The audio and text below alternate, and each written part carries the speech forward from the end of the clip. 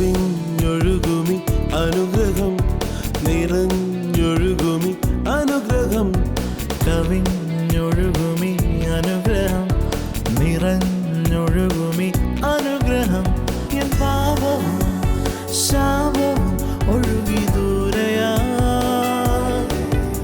ഞാൻ സൗഖ്യമാ നീതിയായ ദൈവ പൈതലാ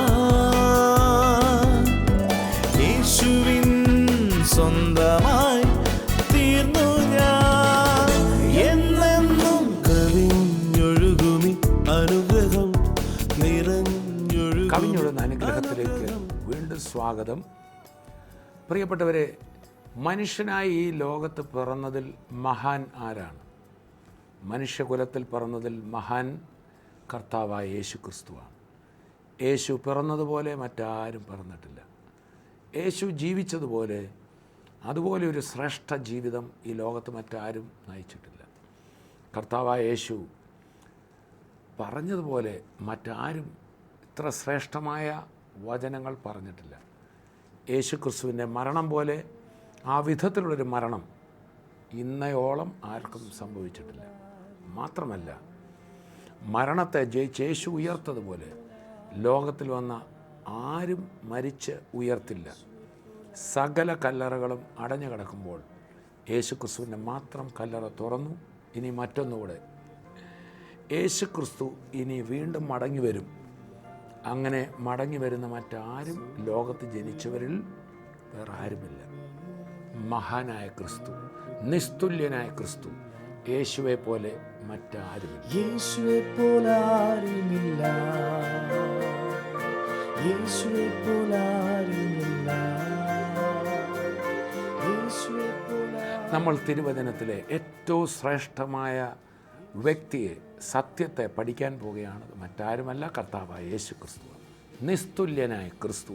നമ്മൾ സീരീസായി ഇടയ്ക്കിടയ്ക്ക് എപ്പിസോഡുകളിൽ ക്രിസ്തുവിനെക്കുറിച്ച്, യേശുവിൻ്റെ പ്രത്യേകതകൾ, അത് ഒരു നമുക്ക് കുറേ അറിവ് വർദ്ധിപ്പിക്കുന്നതല്ല, അത് ഓരോ ക്രിസ്തുവിൻ്റെ ജനനം മുതൽ മരിച്ചടക്കപ്പെട്ട ഉയർപ്പും രണ്ടാം വരവും ഒക്കെ നമ്മൾ പഠിക്കുമ്പോൾ ആ പഠിക്കുന്ന ഓരോ ക്ലാസ്സിലെയും കാര്യങ്ങൾ എൻ്റെയും നിങ്ങളുടെയും ജീവിതത്തിൽ, അനുദിന ജീവിതത്തിൽ ഏറ്റവും ആപ്ലിക്കബിളായി, അത് പ്രായോഗികമായി നമുക്ക് നമ്മുടെ കുഞ്ഞുങ്ങൾക്കും നമ്മുടെ ശുശ്രൂഷയിലുമെല്ലാം അനുഗ്രഹമാകുന്ന നിലയിൽ തിരുവചനത്തിൽ നിന്ന് നമ്മൾ ഒന്നിച്ച് പഠിക്കാൻ പോകുകയാണ്.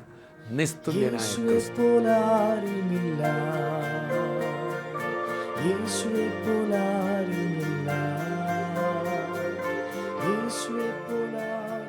കർത്താവായ യേശു ക്രിസ്തുവിൻ്റെ ശിഷ്യന്മാർ കർത്താവിനോടൊപ്പം ഒരിക്കൽ വള്ളത്തിൽ ഗലീല കടലിനക്കരയ്ക്ക് പോകുമ്പോൾ കാറ്റും തിരമാലയും വന്ന് ആ വള്ളം മുങ്ങാറായി. ഉറങ്ങുകയായിരുന്ന കർത്താവായ യേശുവിനെ ശിഷ്യർ പത്രോസടക്കം വിളിച്ച് എഴുന്നേൽപ്പിക്കുക. നാഥ, ഞങ്ങൾ നശിച്ചു പോകുന്നതിൽ നിനക്ക് വിരോധമില്ലയോ എന്ന് ചോദിക്കുന്നു. കർത്താവ് എഴുന്നേറ്റ് അവർക്ക് നിങ്ങളുടെ വിശ്വാസം എവിടെയെന്ന് ചോദിച്ചിട്ട് കാറ്റിനെയും കടലിനെയും ശാസിച്ചു. കർത്താവ് ആ പ്രകൃതി ശക്തികളോട് അടങ്ങ് എന്ന് പറഞ്ഞപ്പോൾ പ്രകൃതി ശക്തികൾ പെട്ടെന്ന് അടങ്ങി. ഇത് കണ്ടപ്പോൾ ആ മത്സ്യപിടുത്ത ജോലി ചെയ്തിരുന്ന അസാധാരണക്കാരായ മനുഷ്യർ അത്ഭുതപ്പെട്ട് പറയുന്നൊരു വാക്കുണ്ട്, ഓ, ഇവനാർ, കാറ്റും കടലും കൂടെ ഇവനെ അനുസരിക്കുന്നുവല്ലോ. അവരുടെ ജീവിതത്തെ ക്രിസ്തുവിൻ്റെ ആ ശക്തി, ക്രിസ്തുവിൻ്റെ അധികാരം അവരുടെ ജീവിതത്തെ സ്വാധീനിച്ചു. എന്നാൽ കർത്താവിൻ്റെ പ്രത്യേകത, തൻ്റെ അധികാരത്തെയും തൻ്റെ ശക്തിയെയും ശിഷ്യന്മാർ പ്രകീർത്തിച്ചപ്പോൾ കർത്താവ് അവരോട് തിരിഞ്ഞിട്ട് പറഞ്ഞു, നിങ്ങളുടെ അധികാരം എന്താ ഉപയോഗിക്കാഞ്ഞ്?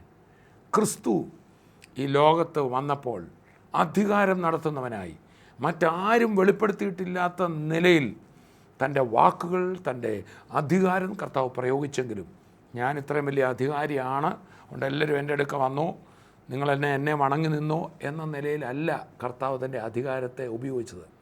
കർത്താവ് ഒരിക്കൽ ഒരത്തിയെ ശപിച്ചു, അത് ഉണങ്ങിപ്പോയി. പിറ്റന്നാൾ വന്നപ്പോൾ അത് ഉണങ്ങി നിൽക്കുന്ന കാഴ്ചയാണ് കണ്ടത്. അടുത്ത ദിവസം പത്രോസ് പറയാം, നാഥ, നീ ശപിച്ച് അത്തി ഉണങ്ങിപ്പോയല്ലോ എന്ന് പറഞ്ഞപ്പോൾ കണ്ടോ, ഇതാണ് എൻ്റെ ശക്തി, ഇപ്പം മനസ്സിലായില്ലേ, ഞാൻ ദൈവപുത്രൻ. അങ്ങനെ പറയാനല്ല കർത്താവ് ആ ഒരു സാഹചര്യത്തെ ഉപയോഗിച്ചത്.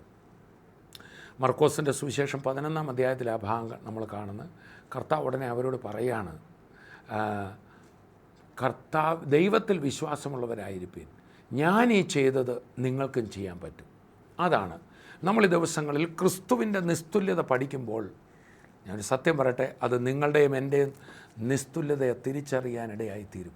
ക്രിസ്തുവിൽ എന്തെങ്കിലും ഉണ്ടോ അതെല്ലാം നമുക്കും കർത്താവ് ഷെയർ ചെയ്തിരിക്കുക. വിശ്വസിച്ച് കഴിയുമ്പോൾ യേശു ക്രിസ്തു രോഗികളെ സൗഖ്യമാക്കുന്നെങ്കിൽ വിശ്വസിക്കുന്ന ഏവർക്കും രോഗികളെ സൗഖ്യമാക്കാം. യേശു ക്രിസ്തു ദൈവത്തെ ഈ ലോകത്ത് വെളിപ്പെടുത്തിയെങ്കിൽ യേശു ക്രിസ്തുവിൽ വിശ്വസിക്കുന്നവർക്കും ദൈവാനുരൂപമായ ഒരു സൃഷ്ടിപ്പ് നടക്കുക, ദൈവത്തിൻ്റെ അതേ ആ അധികാരവും ശക്തിയും ദിവ്യ സ്വഭാവങ്ങളും എന്നിലൂടെയും നിങ്ങളിലൂടെയും ലോകത്തിന് കൊടുക്കുക. അതുകൊണ്ടാണ് നമ്മൾ ഈ പഠനം ക്രിസ്തുവിൻ്റെ നിസ്തുല്യത മാത്രം പഠിച്ചു പോവുകയല്ല, ഇത് നമ്മളുടെ ജീവിതത്തെ നിസ്തുല്യമാക്കാൻ പോവുകയാണ്. ആദ്യമായി ക്രിസ്തു ജനനത്തിൽ മഹാൻ, അതായിരിക്കും ഈ എപ്പിസോഡിൽ നമ്മൾ പഠിക്കുന്നത്. യേശുവെ പോലാരുമില്ല, യേശുവെ പോലാരുമില്ല,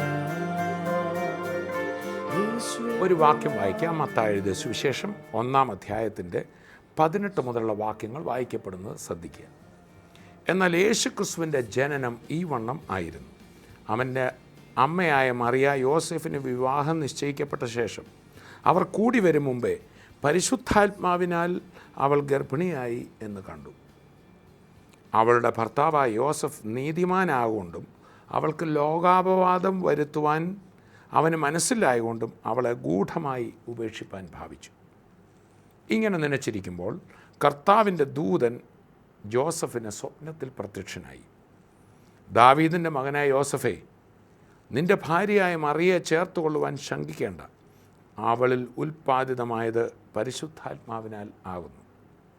അവളൊരു മകനെ പ്രസവിക്കും, അവൻ തൻ്റെ ജനത്തെ അവരുടെ പാപങ്ങളിൽ നിന്ന് രക്ഷിപ്പാനിരിക്കൊണ്ട് നീ അവന് യേശു എന്ന് പേരിടണം എന്ന് പറഞ്ഞു.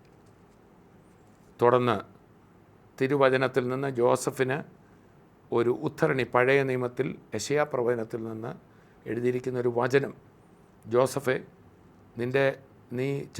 നിൻ്റെ ഭാര്യയായി മറിയെ ചേർത്തുകൊള്ളുവാൻ ശങ്കിക്കേണ്ട, അവളെ ഗർഭവതിയായി കണ്ട് അവളെ വഴിപഴച്ച സ്ത്രീയായിട്ട് നീ കാണരുത്, മറിച്ച് പരിശുദ്ധാത്മാവിനാലാണ് അവൾ ഗർഭവതിയായിരിക്കുന്നത്. ഇങ്ങനെ ഒരവതാരം നടക്കും, ദൈവം മനുഷ്യനായി കന്യകയുടെ ഉദരത്തിൽ അവതരിക്കും എന്നത് സംബന്ധിച്ച് പ്രവാചകനായ യെശയ്യാവ് മുന്നമേ പറഞ്ഞിട്ടുണ്ട് എന്നതാണ് തുടർന്ന് ഈ സ്വപ്നത്തിൽ ദൈവദൂതൻ ജോസഫിനോട് പറയുക. അതിൻ്റെ 22-ാം വാക്യം മുതൽ, മത്തായി 1:22 മുതൽ, കന്യക ഗർഭിണിയായ ഒരു മകനെ പ്രസവിക്കും, അവന് ദൈവം നമ്മോടുകൂടെ എന്നർത്ഥമുള്ള ഇമ്മാനുവേൽ എന്ന് പേർ വിളിക്കും എന്ന് കർത്താവ് പ്രവാചകന്മാർ മുഖാന്തരം അരുളിച്ചെയ്ത് നിവൃത്തിയാകുവാൻ ഇതൊക്കെ സംഭവിച്ചു. പിന്നെ നമ്മൾ വായിക്കുന്ന, ജോസഫ് ഉറക്കമുണർന്നു, കർത്താവിൻ്റെ ദൂതൻ കൽപ്പിച്ചതുപോലെ ചെയ്തു, ഭാര്യയെ ചേർത്തുകൊണ്ടു. മകനെ പ്രസവിക്കും വരെ അവൻ അവളെ പരിഗ്രഹിച്ചില്ല. മകന് അവൻ യേശു എന്ന് പേർ വിളിച്ചു. പ്രിയപ്പെട്ടവരെ, ലോകത്തിൽ ഇതുപോലെ മറ്റൊരു സംഭവം നടന്നിട്ടുണ്ടോ? ജനിക്കുന്നതിന് മുമ്പേ തന്നെ പേർ നൽകപ്പെട്ട ക്രിസ്തു, ജനിക്കുന്നതിന് നൂറ്റാണ്ടുകൾക്ക് മുമ്പേ തന്നെ അവൻ്റെ ജനന എപ്രകാരമായിരിക്കുമെന്ന് പ്രവാചകന്മാർ മുഖാന്തരം സംസാരിക്കപ്പെട്ട ക്രിസ്തു. പ്രിയപ്പെട്ടവരെ, നിസ്തുല്യനായ ക്രിസ്തു എന്ന യേശു ക്രിസ്തുവിൻ്റെ സവിശേഷതകൾ മറ്റാർക്കും ഉപമിക്കാൻ കഴിയാത്ത വണ്ണം ക്രിസ്തുവിലുള്ള ശ്രേഷ്ഠതകൾ നമ്മൾ ഈ ക്ലാസ്സിൽ പഠിക്കുമ്പോൾ അതിൻ്റെ 1-ാം ഭാഗമേ ആയിട്ടുള്ളൂ. ജനനം, കന്യകാജനനം. യേശു ക്രിസ്തുവിൻ്റെ ജനനത്തെക്കുറിച്ച് മാത്രം പറയാൻ എനിക്ക് വന്ന് കുറേ എപ്പിസോഡുകൾ എടുത്താലും തീരുകയില്ല. അതുകൊണ്ട് തന്നെ ഓരോ അതിൻ്റെ വശങ്ങളും നമുക്ക് ഈ ദിവസങ്ങളിൽ പഠിക്കുന്നത് വലിയ അനുഗ്രഹമായിരിക്കും. യേശു ക്രിസ്തുവിൻ്റെ കന്യക ജനനത്തെക്കുറിച്ച് പറയുമ്പോൾ മത്തായി എഴുതിയ സുവിശേഷം 1-ാം അധ്യായത്തിൻ്റെ തുടക്കത്തിൽ മത്തായി എഴുതിയ സുവിശേഷം ആരംഭിക്കുന്നത് യേശു ക്രിസ്തുവിൻ്റെ വംശാവലി പറഞ്ഞുകൊണ്ട്. ഈ മത്തായി എഴുതിയ സുവിശേഷം, മർക്കോസിൻ്റെ സുവിശേഷം, ലൂക്കോസിൻ്റെ സുവിശേഷം, യോഹന്നാൻ്റെ സുവിശേഷം, ഇങ്ങനെ ക്രിസ്തുവിൻ്റെ ജനനവും ജീവിതവും മരണവും പുനരുത്ഥാനവും ഇതെല്ലാം സംബന്ധിച്ച് ഒരാളല്ല എഴുതിയിരിക്കുന്നത്. 4 പേരുടെ 4 വീക്ഷണകോണിൽ നിന്ന് അതേ സംഭവം കണ്ടവർ എഴുതിയിരിക്കുക. അപ്പോൾ ഒരാൾ മാത്രം ഒരു കാര്യം പറയുകയാണെങ്കിൽ നമുക്കതിന് ഉറപ്പില്ല. തിരുവചനത്തിൽ ഇങ്ങനൊരു വചനഭാഗമുണ്ട്, 2 സാക്ഷികളുടെ വാമൊഴിയാൽ ഏത് കാര്യവും ഉറപ്പാക്കാം. ഒരു കാര്യം 2 പേര് വന്ന് പറഞ്ഞു കഴിയുമ്പോൾ അത് ഉറപ്പിച്ചു. എന്നാൽ ഇവിടെ 4 സുവിശേഷകർ ഇതേ സംഭവങ്ങൾ പറഞ്ഞിരിക്കുക. അതുകൊണ്ട് 2000 വർഷം മുമ്പ് നടന്ന ഈ സംഭവം ആരോ കെട്ടിച്ചമച്ച ഒരു കഥയല്ല, അത് ലോകത്ത് സംഭവിച്ച കാര്യമാണ്. യഹൂദന്മാർ പ്രതീക്ഷിച്ച ഒരു രാജഭാവം ക്രിസ്തുവിൽ അവർ കണ്ടില്ല. എന്നാൽ ക്രിസ്തു വാസ്തവത്തിൽ രാജാവ് തന്നെയാണ് എന്നാണ് മത്തായിയുടെ വീക്ഷണം. മത്തായിയുടെ സുവിശേഷം നോക്കിയാൽ ഇപ്പം ഞാൻ ഇപ്പോൾ ഈ പറയുന്നത് എൻ്റെ നേരെ മുമ്പിൽ രഞ്ജു ബ്രദർ ഒരു ക്യാമറയിൽ എൻ്റെ മുൻവശം എടുക്കുക. അപ്പോൾ തന്നെ എൻ്റെ വശത്ത് നിന്ന് ക്യാമറയിൽ എടുക്കുകയാണെങ്കിൽ എൻ്റെ സൈഡാണ് കിട്ടുന്നത്. എന്നതുപോലെ 4 ക്യാമറകൾ വിവിധ വീക്ഷണകോണിൽ നിന്ന് ക്രിസ്തുവിലേക്ക് വെച്ചതാണ് മത്തായി, മർക്കോസ്, ലൂക്കോസ്, യോഹന്നാൻ. അതിൽ മത്തായിയുടെ വീക്ഷണം യേശു എന്ന രാജാവ്. യഹൂദന്മാരെ, നിങ്ങൾ പ്രതീക്ഷിച്ചത് ഒരു രാജാവിനെയാണെങ്കിൽ യേശു ക്രിസ്തു താൻ തന്നെ യഥാർത്ഥ രാജാവ്, ദൈവരാജ്യത്തിൻ്റെ രാജാവ്, മനുഷ്യ ഹൃദയങ്ങളുടെ സിംഹാസനത്തിൽ വാഴാൻ കഴിയുന്ന രാജാവായ ക്രിസ്തു, ആ ക്രിസ്തുവിനെയാണ് മത്തായി അവതരിപ്പിച്ചത്. മത്തായി ആദ്യമേ തന്നെ വംശാവലി, ക്രിസ്തുവിൻ്റെ വംശാവലി, അന്ന് രാജാക്കന്മാരുടെയൊക്കെ ചരിത്രം വായിക്കുമ്പോൾ, പഴയ നിയമത്തിലാണെങ്കിലും യഹൂദ രാജാക്കന്മാരുടെ ചരിത്രം വായിക്കുമ്പോൾ അവരുടെ വംശാവലിക്ക് വളരെ പ്രാധാന്യമുണ്ട്. ഒരു രാജസ്ഥാനത്ത് വരുന്ന വ്യക്തി പിന്നെ കുടുംബത്തിൻ്റെ ജീനിയോളജി, പിതാവ് ഇന്ന ആളായിരുന്നു, ആളുടെ പിതാവ്, അതിൻ്റെ പിതാവ് ഇന്ന ആളായിരുന്നു. അങ്ങനെ പ്രത്യേകിച്ച് യഹൂദന്മാരുടെ മധ്യത്തിൽ വംശാവലിയെക്കുറിച്ചുള്ള പഠനം വളരെയധികം കാണാം. ഇവിടെ ക്രിസ്തുവിൻ്റെ വംശാവലിയിലാണ് കാര്യങ്ങൾ തുടങ്ങുന്നത്. ഏറ്റവും വലിയ രസകരമായൊരു കാര്യം, ഈ വംശാവലിയിൽ എല്ലാം പുരുഷന്മാരുടെ പേരുകളാണ് എഴുതിയിരിക്കുന്നത്. മത്തായി എഴുതിയ സുവിശേഷം ആരംഭിക്കുന്ന ഞാൻ വായിക്കാം. അബ്രഹാമിൻ്റെ പുത്രനായ ദാവീദിൻ്റെ പുത്രനായ യേശു ക്രിസ്തുവിൻ്റെ വംശാവലി. അബ്രഹാം എന്ന് പറയുന്നത് യഹൂദ ജനതയുടെ ആദ്യ പിതാവാണ്. ഇവിടെ ദാവീദ് പുത്രൻ എന്ന് പറയാനൊരു പ്രത്യേക കാര്യമുണ്ട്. കാരണം യഹൂദന്മാരെ സംബന്ധിച്ച് രാജാവെന്ന് കേട്ടാൽ അവർക്ക് ദാവീദാണ് അവരുടെ മോഡൽ കിങ്.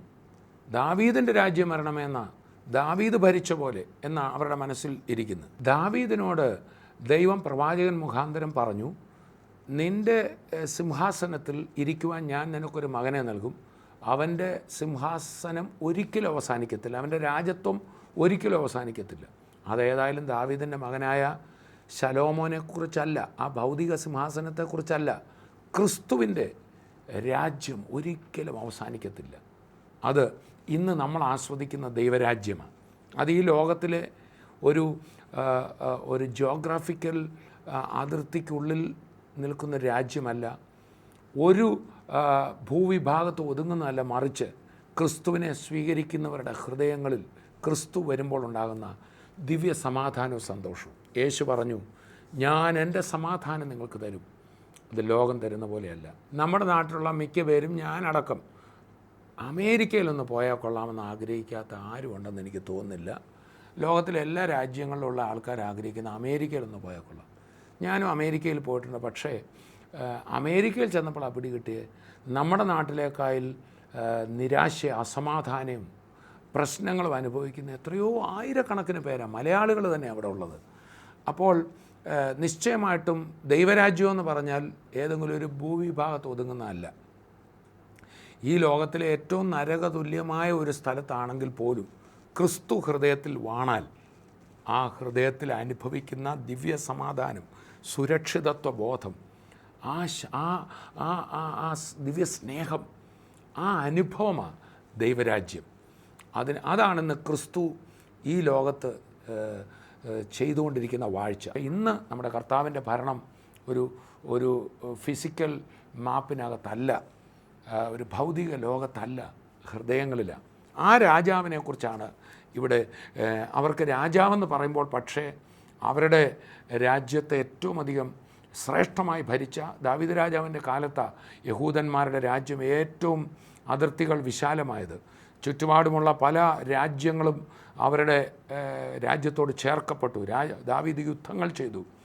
ആ കാലം അവരെ സംബന്ധിച്ച് സുവർണ കാലമായിട്ട് അറിയുന്നു. അതുകൊണ്ടാണ് അബ്രഹാമിൻ്റെ പുത്രനായ ദാവീദിൻ്റെ പുത്രനായ യേശുക്രിസ്തുവിൻ്റെ വംശാവലി. ഇപ്പോൾ യേശുക്രിസ്തു ദാവീദ് പുത്രനായ രാജാവാണ്. പക്ഷേ മത്തായി എഴുതിയ സുവിശേഷം നമ്മൾ വായിച്ച് ആ ഒടുവിലേക്ക് വരുമ്പോൾ നമുക്കൊരു കാര്യം പിടി കിട്ടും. ദാവീദിൻ്റെ പുത്രനാണെങ്കിലും ദാവീദ് ഭരിച്ചതുപോലെ ഒരു ചെറിയ ഭൂവിഭാഗത്തെ അല്ല, ഹൃദയങ്ങളെ ഭരിക്കുന്ന കർത്താവ് ഉയർത്തെഴുന്നേറ്റ് ജീവിക്കുകയാണെന്ന്.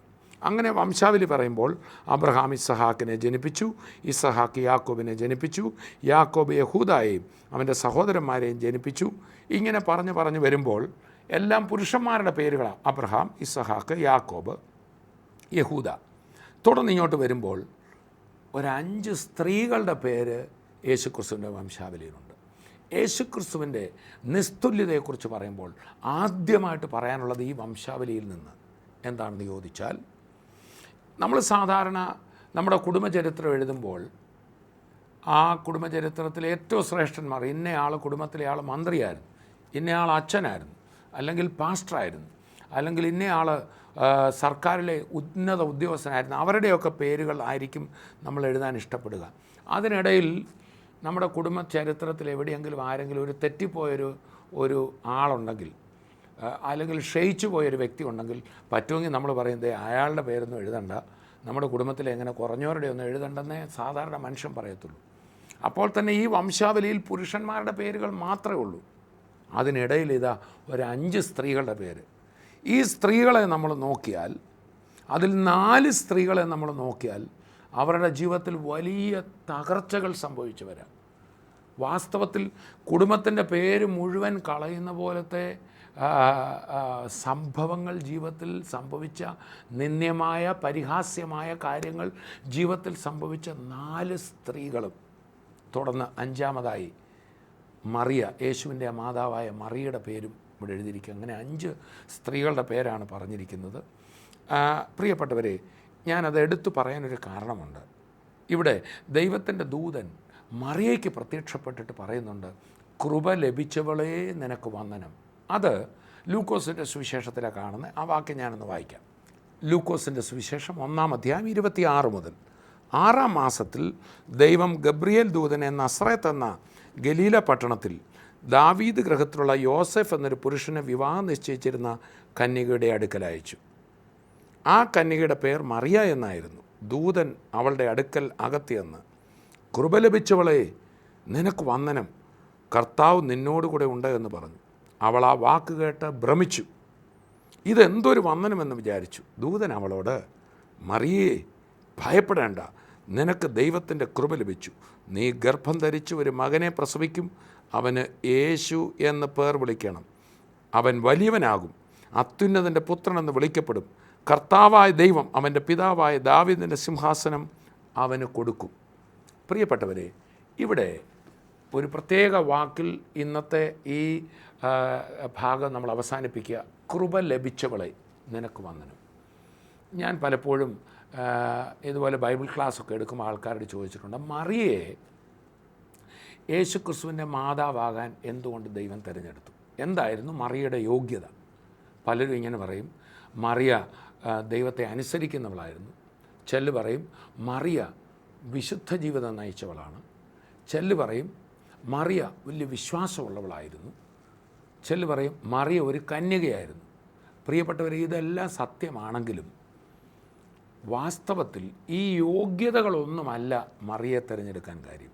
എല്ലാവരും അറിയേണ്ട ഒരു കാര്യം, ക്രിസ്തു ഈ ലോകത്ത് വന്നത് യോഗ്യന്മാരെ തിരക്കിയല്ല, മറിച്ച് അയോഗ്യതയുള്ളവരെ യോഗ്യനാക്കാനാണ്. അതാണ് കൃപ. കൃപ എന്ന വാക്കിൻ്റെ അർത്ഥം അർഹതയില്ലാത്തവർക്ക് ദൈവം അവരെ അർഹരാക്കാനായി കൊടുക്കുന്ന കരുണ എന്നർത്ഥം. എന്ന് പറഞ്ഞാൽ, എല്ലാവരും കൈവിട്ട ഒരു വ്യക്തി, യേശുക്രിസ്തുവിൻ്റെ ശുശ്രൂഷയിൽ തന്നെ എല്ലാവരാലും കല്ലെറിയപ്പെടാനായി നിൽക്കുന്നൊരു സ്ത്രീയെ, അവളോട് മോശയുടെ ന്യായപ്രമാണം കരുണ കാണിക്കുന്നില്ല, അവളെ കല്ലെറിഞ്ഞ് കൊല്ലണം. ചുറ്റുപാടും ഇതാ കല്ലുമായി നിൽക്കുന്നവരും അവളെ കല്ലെറിഞ്ഞു കൊല്ലുക. നിയമവും പ്രമാണവും മനുഷ്യനോട് കരുണ കാണിക്കുന്നില്ല. അന്നത്തെ മതം അവളെ കല്ലെറിഞ്ഞു കൊല്ലാൻ നിൽക്കുമ്പോൾ യേശു അവളോട് കരുണ കാണിച്ചു. നിങ്ങളിൽ പാപമില്ലാത്തവൻ അവളെ കല്ലെറിയട്ടെ എന്ന് പറഞ്ഞ് അവൾക്ക് കരുണ കൊടുത്തു. വാസ്തവത്തിൽ ആ കരുണ കൊടുക്കാൻ അവൾ അർഹയല്ല. ഇതാണ് ദൈവസ്നേഹം. ദൈവസ്നേഹം പ്രാക്ടിക്കലായി, പ്രായോഗികമായി നമ്മുടെ അടുക്കിലേക്ക് വരുന്നതിനെ കൃപ എന്ന് പറയുന്നത്. അർഹതയില്ലാത്തടത്ത് ദൈവം പകരുന്ന കൃപ. അപ്പം മറിയയ്ക്ക് കൃപ ലഭിച്ചു എന്ന് പറഞ്ഞാൽ മറിയ അർഹയായതുകൊണ്ടല്ല യേശുക്രിസ്തുവിനെ ഉദരത്തിൽ ചുമന്നത്. ഇവിടെയാണ് നമ്മൾ വംശാവലിയിലേക്ക്, ക്രിസ്തുവിൻ്റെ വംശാവലിയിലേക്ക് നമുക്ക് മടങ്ങിപ്പോകാം. മത്തായി എഴുതിയ സുവിശേഷം 1-ാം അധ്യായത്തിൽ ക്രിസ്തുവിൻ്റെ വംശാവലിയിൽ പുരുഷന്മാരുടെ മാത്രം പേര് പറഞ്ഞാൽ മതിയായിരുന്നു. അവിടെ 5 സ്ത്രീകളുടെ പേര് പറഞ്ഞിരിക്കുന്നു. ഏറ്റവും ഒടുവിലത്തേതാണ് മറിയ. എന്നാൽ അതിന് മുകളിൽ 4 സ്ത്രീകളുടെ പേര് പറഞ്ഞവരും വാസ്തവത്തിൽ അവരുടെ ജീവിതത്തിൽ സംഭവിച്ചത് നോക്കിയാൽ, അവരുടെ സ്വഭാവം നോക്കിയാൽ അവർ ക്രിസ്തുവിൻ്റെ വംശാവലിയിൽ ക്രിസ്തുവിൻ്റെ വല്യമ്മച്ചിമാരായിട്ട് വന്നവരാ. അവർ വരാൻ അയോഗ്യരായിരുന്നു. കർത്താവ് അവരെ യോഗ്യരാക്കി. ആ വംശാവലിയിൽ കാണുന്ന 5 സ്ത്രീകൾ ഇവരാണ്: താമാർ, രാഹാബ്, രൂത്ത്, ഊരിയാവിൻ്റെ ഭാര്യ, പിന്നീട് യേശുവിൻ്റെ മാതാവായ മറിയ. താമാർ ജീവിതത്തിൽ വലിയൊരു പെശക് അബദ്ധത്തിലാണെങ്കിൽ അവൾക്ക് പറ്റി. 2, രാഹാബ് ഒരു വേശ്യയായിരുന്നു. എന്നാൽ ഇസ്രായേൽ മക്കളെ രക്ഷയിലേക്ക് നടത്തുവാൻ അവളെ ഉപയോഗിച്ചു. പിന്നീട് അവൾ ആ വംശാവലിയിൽ വന്നു. രൂത്ത് അന്യജാതിക്കാരിയായിരുന്നു. ഒരിക്കലും യഹൂദർ അവരെ വിവാഹം കഴിക്കാറില്ല. പക്ഷേ ആ കഥ പഠിക്കുന്നവർക്കറിയാം, അവളും കൃപയാൽ ആ കൂട്ടത്തിൽ വന്നു. അവൾ തന്നെ പറഞ്ഞിട്ട്, ഭാഗ്യവശാലാണ് ഞാൻ ബോവസിൻ്റെ വയലിൽ വന്ന്. ആ ബോവസ് യേശുക്രിസ്തുവിൻ്റെ ഒരു വല്യപ്പനായി മാറുകയായിരുന്നു. ഊരിയാവിൻ്റെ ഭാര്യ, അതും ഒരു ദാവീദിൻ്റെ ഭാര്യയായി മാറി. അത് വലിയൊരു അബദ്ധം പറ്റിയ ഒരു സംഭവമാണ്. ഈ 4 സ്ത്രീകളും ചിലർക്ക് അബദ്ധം പറ്റി, അവരെ ആൾക്കാർ വെറുത്തു. ഈ സ്ത്രീകൾക്കൊരു യോഗ്യതയുമില്ല. നോക്കുക, മറ്റ് ശ്രേഷ്ഠരായ പലരുണ്ട്. അബ്രഹാമുണ്ട്, ഇസഹാക്കുണ്ട്. അവരുടെ ആരുടെയും ഭാര്യമാരുടെ പേരെഴുതിയില്ല. മറിച്ച് ക്രിസ്തുവിൻ്റെ വംശാവലി വന്നപ്പോൾ അബദ്ധം പറ്റിയവരെയും അയോഗ്യരെയും ഒക്കെ യോഗ്യരായി ആ വംശാവലിയിൽ വന്നവരെ തിരഞ്ഞെടുത്ത് വംശാവലിയിലാക്കി വെച്ചു. ഞാൻ വീണ്ടും ഓർപ്പിക്കട്ടെ, നമ്മുടെ കുടുംബചരിത്രത്തിൽ അബദ്ധം പറ്റിയവരെയും അയോഗ്യരായി തീർന്നവരെ നമ്മൾ ഒഴിവാക്കി ചരിത്രം എഴുതുമെങ്കിൽ ഇവിടെ ഇതാ അവരെ ആ ചരിത്രത്തിൽ ഉൾപ്പെടുത്തി. തുടർന്നാണ് കൃപ ലഭിച്ച മറിയ. അപ്പം മറിയ ഒരു നല്ല സ്ത്രീയായിരുന്നു, കന്യകയായിരുന്നു. എന്നാൽ അവളുടെ നന്മകളല്ല കർത്താവ് തിരഞ്ഞെടുക്കാൻ കാരണമായത്. കൃപ ലഭിച്ചു. മറിയയുടെ നന്മ കൊണ്ടല്ല, കർത്താവിൻ്റെ കൃപ കൊണ്ടാണ്. ഇന്ന് എന്നെ കേൾക്കുന്ന എല്ലാവരും ഇതറിയണം. നിങ്ങൾക്ക് നന്മയുണ്ടെങ്കിലും കൊള്ളാം, തിന്മയുണ്ടെങ്കിലും കൊള്ളാം, ദൈവത്തിൻ്റെ കൃപ കൊണ്ടാണ് കർത്താവ് നമ്മളെ സ്വീകരിക്കുന്നത്. യേശുക്രിസ്തു വന്നത് കൃപ തരാനാണ്. മറിയ എന്ന തെറ്റ് പറ്റാത്ത ഒരു നല്ല സ്ത്രീക്കും ദൈവത്തിൻ്റെ കൃപ ആവശ്യമാണ്. ബാക്കി തെറ്റ് പറ്റിയവർക്കും കർത്താവിൻ്റെ കൃപ ആവശ്യമാണ്. ആ കൃപ ഇപ്പോൾ ഇവിടെ വ്യാപരിക്കുന്നു. യേശുക്രിസ്തുവിൻ്റെ നാമത്തിൽ നമ്മൾ ഈ പ്രാർത്ഥിക്കുന്ന നിമിഷം തന്നെ ആ കൃപയാല രോഗസൗഖ്യം നടക്കാൻ പോകുന്നു. ആ കൃപയാല പാപമോചനം നടക്കാൻ പോകുന്നു. എത്ര പാപത്തിൽ തകർന്ന വ്യക്തിയാണോ, മദ്യപാനത്തിൽ നശിച്ച വ്യക്തിയാണോ, യേശുവേ അങ്ങയുടെ കൃപ എനിക്ക് വേണമെന്ന് പറഞ്ഞാൽ ഇപ്പോൾ തന്നെ വരും. എന്നാൽ എനിക്ക് വലിയ കുഴപ്പമൊന്നുമില്ല, ഞാൻ നല്ല ആളാണെന്ന് പറഞ്ഞാൽ കൃപ ലഭിക്കില്ല. കർത്താവേ, എൻ്റെ നന്മയൊന്നും അങ്ങയുടെ മുമ്പിൽ വരാൻ എനിക്ക് യോഗ്യമല്ല, അങ്ങയുടെ കൃപ വേണമെന്ന് പറഞ്ഞാൽ യേശുവിൻ്റെ കരം ഇപ്പോൾ തന്നെ വ്യാപരിക്കും. നമുക്ക് പ്രാർത്ഥിക്കാം. പിതാവേ, ഞങ്ങൾ അങ്ങയെ സ്തുതിക്കുന്നു. യേശുവേ, അങ്ങ് ഈ ലോകത്ത് ജനിച്ചതുപോലെ മറ്റാരും ജനിച്ചില്ല. കർത്താവേ, അങ്ങ് അയോഗ്യരെ തിരഞ്ഞെടുത്ത് യോഗ്യരാക്കുന്ന അവിടുത്തെ കൃപയാണല്ലോ പകരുന്നത്. ഇന്നത് കേട്ടുകൊണ്ടിരിക്കുമ്പോൾ ഓരോ വ്യക്തിയുടെ മേലും അവിടുത്തെ കൃപ, ഞങ്ങൾക്കൊരു യോഗ്യതയുടെ അങ്ങയുടെ മുമ്പിൽ പറയാനില്ല. ആ വ്യഭിചാര കുറ്റത്തിൽ പിടിക്കപ്പെട്ടവളെ അങ്ങ് വിടുവിച്ചല്ല കർത്താവേ. ആ പാപിയായ സക്കായിയെ കൃപയാൽ അങ്ങ് യോഗ്യനാക്കി മാറ്റിയല്ലോ. ആ ശിഷ്യന്മാരേവരും ചിലർ ചുങ്കക്കാരായിരുന്നു, ചിലർ മീൻ പിടിക്കുന്നവരായിരുന്നു. അവരെല്ലാം അപ്പോസ്തലരാക്കി മാറ്റി അങ്ങയുടെ കൃപ. ആ മറിയ ഒരു സാധാരണ കുടുംബത്തിലെ പെൺകുട്ടിയായിരുന്നു.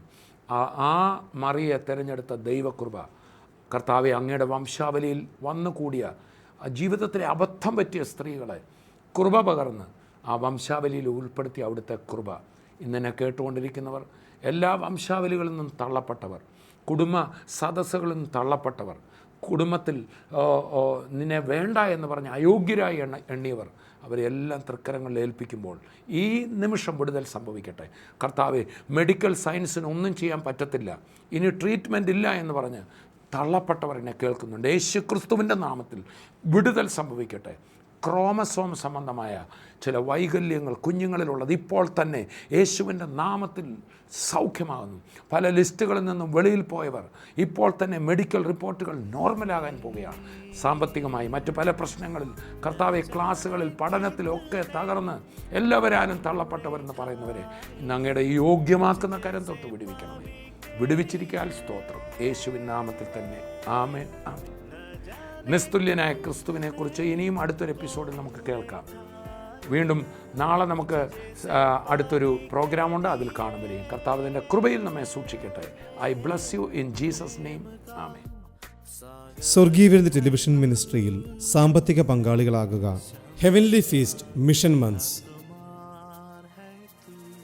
കൂടുതൽ വിവരങ്ങൾക്ക് വിളിക്കുക 9447356682.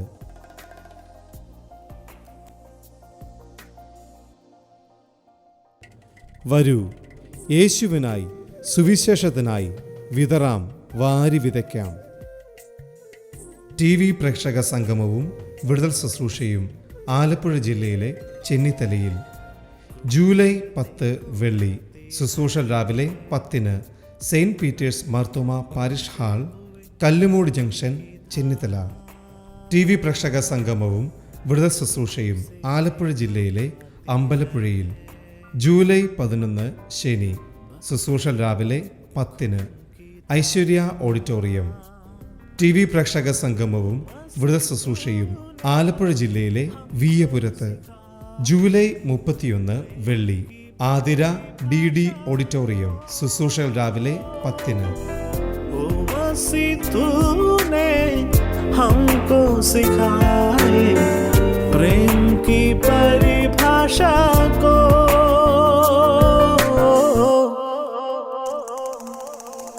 प्रेम का सागर है तू,